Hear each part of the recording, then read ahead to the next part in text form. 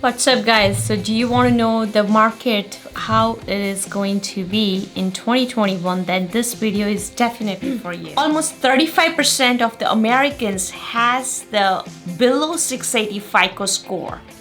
That means they cannot afford the house right now even though they want to. Almost like a 10% of the Americans has the unemployment, and which is quite a bit higher compared to what we had in 2019. Along with that, almost 10 trillion home equity American has in their houses. So it gives you the feels like a euphoria, it gives you like a well-being feeling, everything is going well. At the same time, we feel some of the loopholes happening in the economy. Let's start this video right now. Welcome to my new video. My name is Komal Acharya. I'm a local real estate agent in Florida. Of course, I'm not astrologer. I can't see the future. I'm just predicting based on what my research says or what the expert says in the field. Let's start with the facts. What is happening right now in the market? So at this time, in whole over the US, market is at fire. Yes. Not even one single state left out where you don't see that fire. The reason is low inventory and very high demand. Why high demand? Because of the low interest rate. In a history, like in 25 years, we never experienced this much low interest rate. And in a history, we never experienced this much low even inventory. So basically, the simple formula, if your demand is higher for whatever the reason and supply is low, it's definitely called the seller's market. And if your supply is higher and demand is low, and it's called the buyer's market. So you can comment me below what do you think about this market and what you experience, even though not being in real estate. I would say on a Facebook or even a Google, as soon as you open the page, maybe one news definitely you will see about the real estate. That's how the real estate market is hot. Before this COVID started, we were almost at that stable market. We were not seeing too high, going graph up for the appreciation. At the same time, it was not going down. I have also made another video what is happening at this time in deeper level, why this inventory is low or why this interest rates are quite a bit lower and why this demand thing is happening in the market. So one of the prediction, I feel the market can stay at same. So at same means it's going up and up and up. So at this moment, if you see it, as soon as the property comes in the market, you will see like multiple offer coming like in a gush.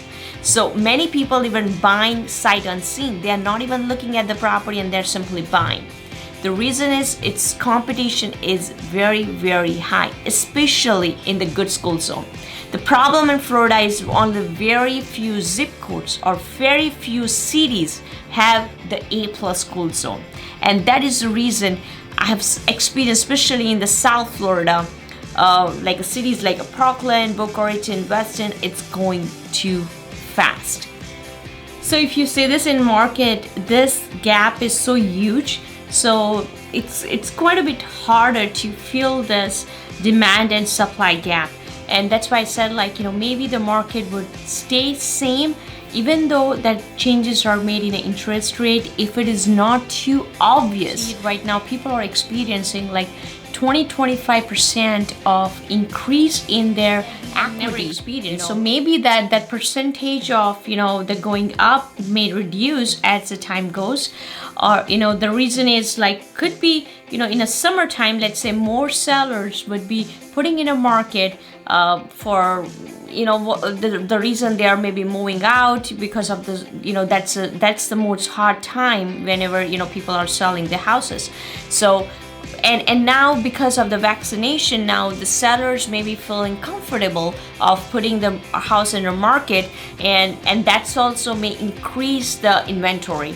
So that will help out to like a little bit slowing down the supply and demand part, and maybe that rise would not be that fast than compared to what we are seeing right now. In the Florida market, at least we are fortunate that the houses are not selling like for example, like $50,000-$60,000 above the asking price. It's just more reactive market, but it's not like very skyrocket high market. In some states, I have heard, people are even paying like $50,000 or $60,000 above the asking price to get the house. The second scenario could be the market may stabilize. The stabilize I would use is like a correction kind of, can happen in the market. My personal the personal instinct, or the whatever we see in the market, and you see the patterns happening in the past, depends on that. I feel that phase would be coming up instead of any other phases, because this gap we have a too high. At the same time, we see some changes happening in interest rate.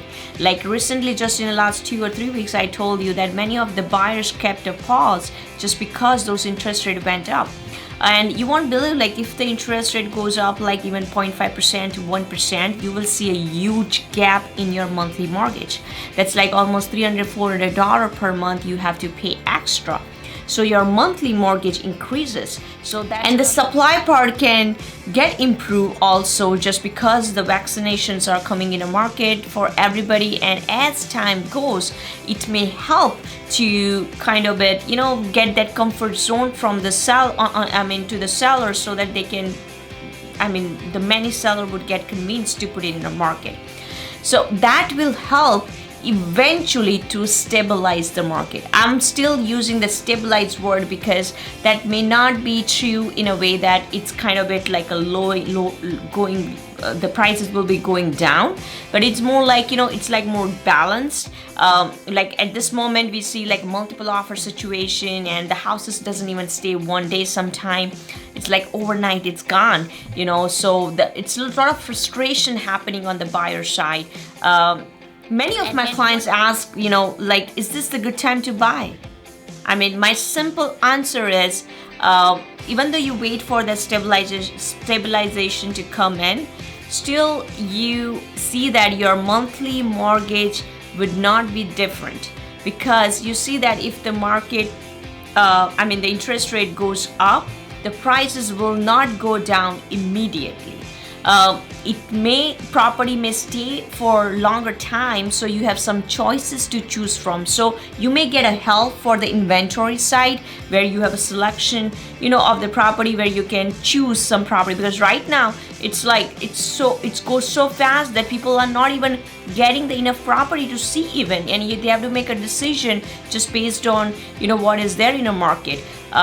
Many people prefer to have a waterfront property, and not too many waterfront properties are coming in a market. So some people are compromising because they have to make a decision for whatever the reason, and they have to compromise that part because they don't see that many property coming in a market. So that issue maybe get resolved when the market stabilizes. You will see lot many inventories, you may see lot many choices, but again, we don't know when that's going to come, because the interest rate are not in our hand. That's on a federal and the government, right? So we saw a couple of changes happening here and there, but it's not a huge change that can impact the market immediately. But you never know. Like that phase, I feel like maybe we will be experiencing end of the year, or maybe by 2022. So now the question is, should you buy or not? That's something you got to evaluate by the situation. Everybody's situation is different.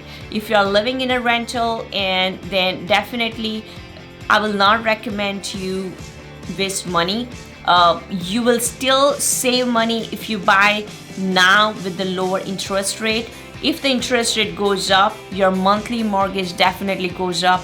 The prices will not be going down immediately, at least not in a couple of years, because remember, supply demand has the huge gap I have been keep talking about, and that's not going to resolve right now. Number 3 scenario could be, many people are saying about the REOs coming up in a market, and that will kind of that gap lower down.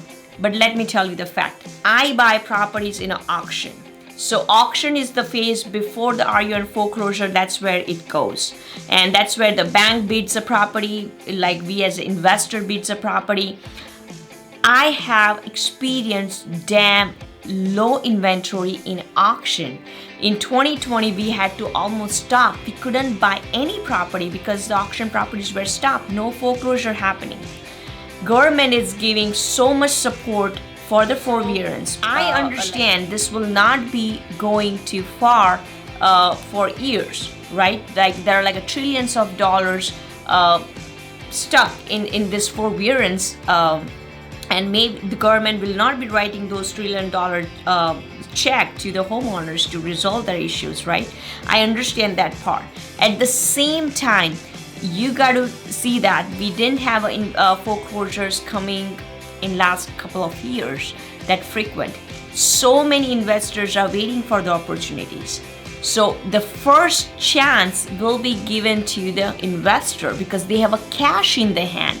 They can make a deal so fast and with the less hassle to the homeowners. Many of the investors are approaching those homeowners and trying to resolve the issue before it even goes to auction or before it even goes to foreclosure. So in those steps, many of the homeowners are losing house, but it's not going to the home buyers directly. It's going to the investor.